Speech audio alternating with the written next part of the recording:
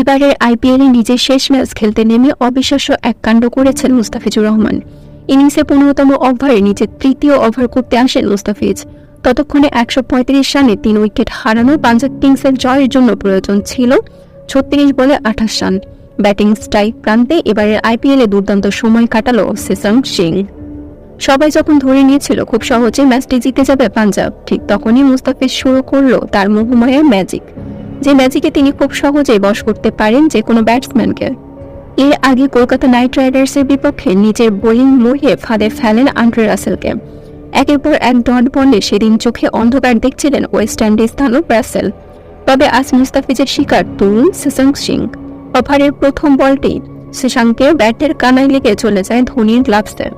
এরপর দ্বিতীয় বলটি ব্যাটে বলে হলেও ফিল্ডারের কাছে বল গেলেও সেই বলটিতে কোনো রানই করতে পারেননি সেসাং।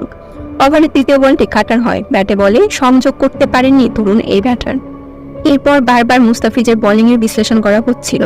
ধারাভাষ্যকরা মুস্তাফিজের প্রশংসা করেই যাচ্ছিলেন।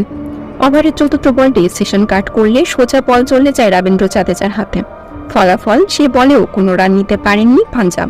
পঞ্চম বলে কোনো ধরনের রান নিতে না পারলেও আনন্দে চিৎকার করে ওঠে গ্যালারির দর্শকরা। আর তা নিয়ে চিৎকার করে ততক্ষণে একাকার স্টেডিয়ামে সবাই।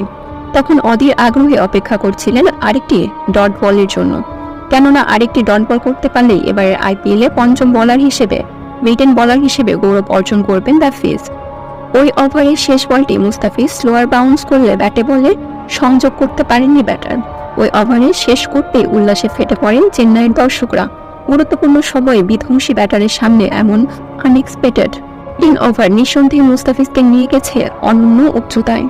নিজের খেলা এবারের আইপিএলের শেষ ম্যাচটি যে কোনো উইকেট না পেয়েও ইকোনমিক্যাল বোলিং এর সাথে একটি দুর্দান্ত মেডেন ওভার করে দেশের সম্মান রক্ষা করে এবারের মতো নিজের আইপিএল মিশন শেষ করলেন কাটার মাস্টার মুস্তাফিজুর রহমান।